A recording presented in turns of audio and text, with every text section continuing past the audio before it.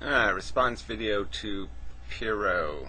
This might be a long video, so the other parts will be on the Blip site, and I will keep the first part on YouTube. Alright, talking about animal rights. In a way, this argument gets framed the wrong way. I mean, we use animal rights to imply that the animals have rights as an expression of our responsibility to them.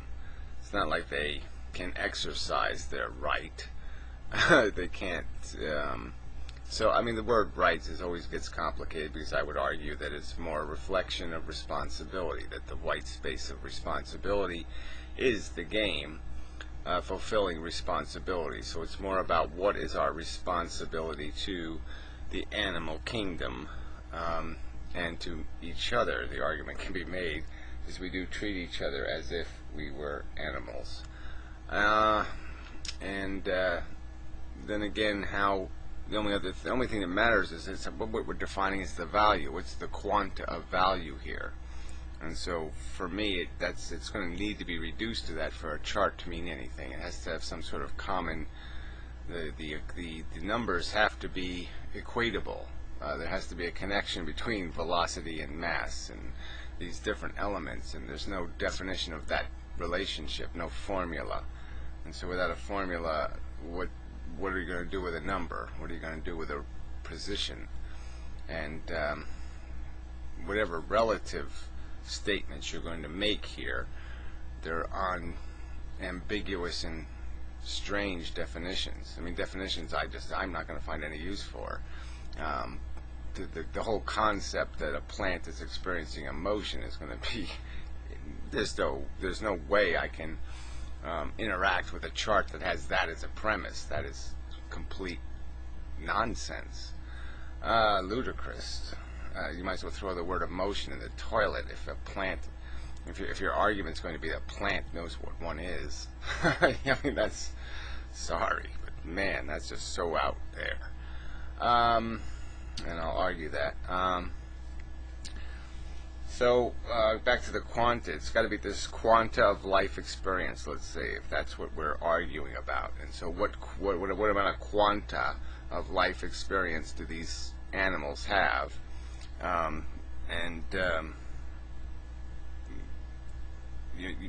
What is worth what? Again, we're back to this argument. It's not you're going to say that the mission is survival. Well, if that's your mission, fine. But that's, in my opinion, no. You can't call that. You can't define that or establish that logically as the mission. That's a DNA's contrived. That's built into the mechanism, but it has nothing to do with my intelligence. I mean, I can think of more important things than survival, and the important thing is that equation, that balance between these negative states of living experience and positive states of living experience, and that's the value. I wouldn't waste negative state. I wouldn't impose negative state on myself deliberately or willfully, recklessly, sloppily. So why would I not have that as the value here? Survival is just, it's almost meaningless in a world where there's no resource value to the creation of these organisms. If you can have, it's carrying capacity that's what matters. And so whether we live 40 days or 40 eons, you can make an argument that life, the qualitative experience gets better with knowledge, but that's a double-edged sword. So we need life experience for life to have value, qualitative value. But I think I would argue that most people might find the early years of their life, or their life as a youth, more rich than their years as a degrading and decomposing corpse, semi-corpse. So survival for what purpose, for what end? So again, this is just missing way too many elements for me to be able to find it useful. I mean, our ambitions are not, what we personally feel as an ambition is not in it of itself an established, defined, universally approved, intellectually approved value. Because you want something doesn't mean what you want is a good. I mean, and this chart is assuming a lot, and it's assuming a lot about what humans want, and it's not, and so it's almost an insult to the very concept of animal rights, in that it's just establishing what is in. It's only based on what humans want to achieve. We dole out. We change the economics based on what humans want. That doesn't make any sense. An animal is an animal regardless of whether humans even exist.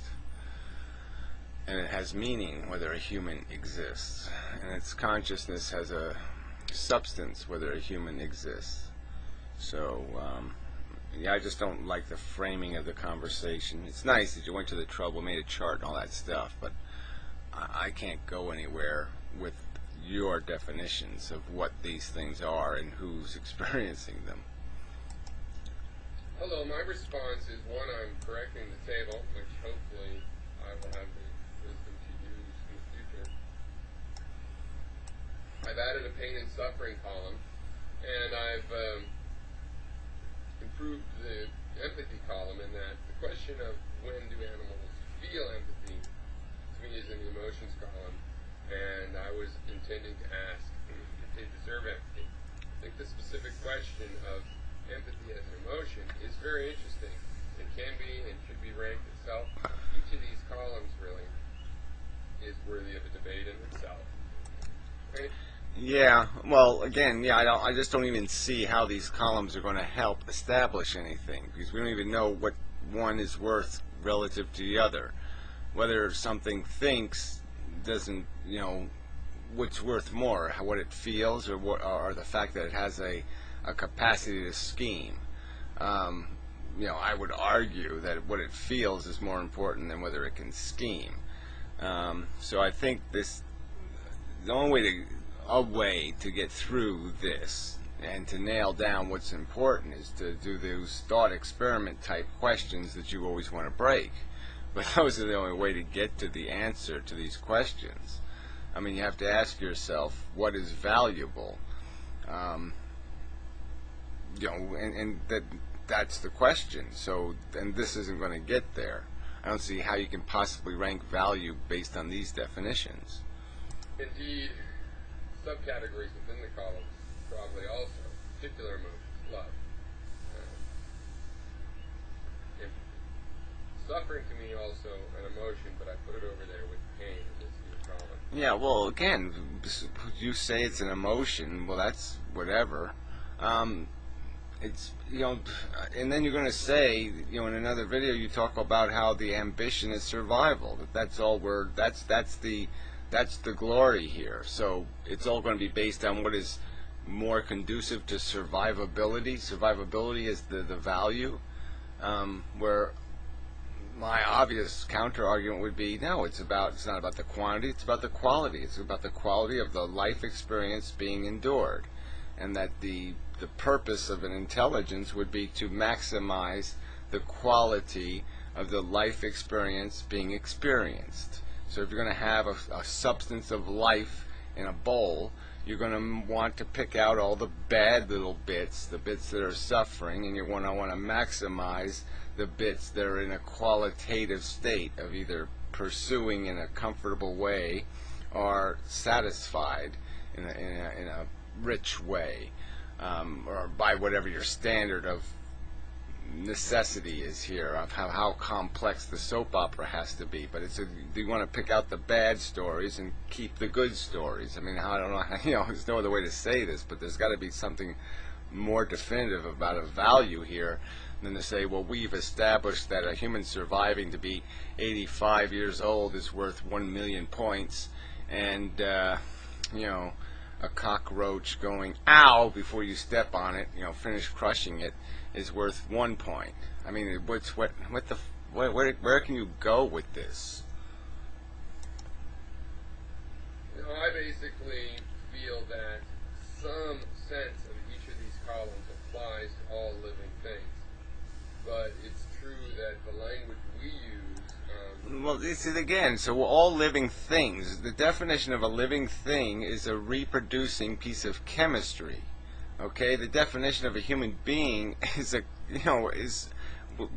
we're so detached from that. I mean, I've never even contemplated myself as in those terms. I mean, I'm about what I feel, what I experience. I'm about what my consciousness is doing, not what I'm doing when I'm unconscious. Just because I'm breathing, who cares?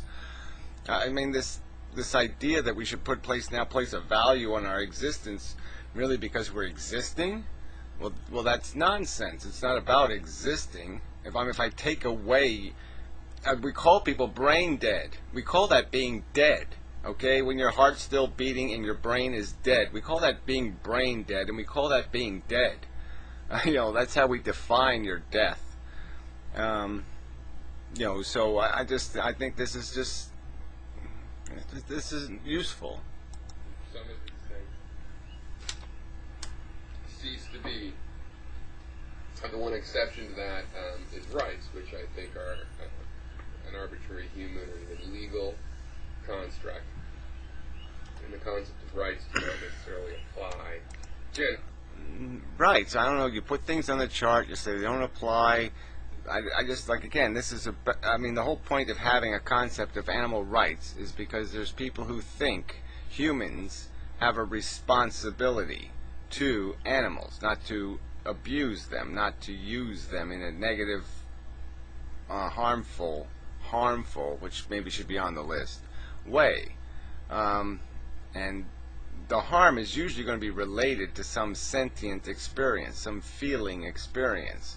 I mean, we usually don't establish harm on an animal based on, whether it lives 7 years or 10 years, because we sort of see them as replaceable, that the new one is just as good as the old model, that there's no reason to worry.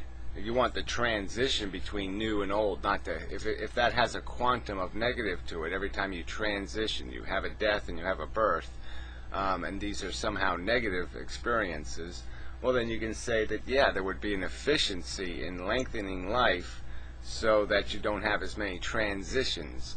Like if we were on a 40-day life cycle, there'd be a lot of transitioning from one consciousness to another personality or another consciousness. And if those transitions are understood to be expensive, then you'd want to lengthen the period of time they live. But you can't deny that the substance, which is just the experiencing consciousness, you seem to be talking as if there would be some benefit to beyond the transition expense to, living forever or something. And I think that's rather bogus. Really, just as some humans can lose their rights, there are various reasons people may forfeit their rights. Now, in terms of emotions, I think it's yeah, well, see, even that could get you in trouble philosophically. It's not a matter of forfeiting rights in the absolute sense. It's that you, based on the social contract, you can forfeit a right, but by some absolute, you can't forfeit it. Wow, that was awful quick. 14 minutes. Anyway, this will take forever. All right, so this will be the YouTube part. The rest will be on Blip, and yeah, so far so bad.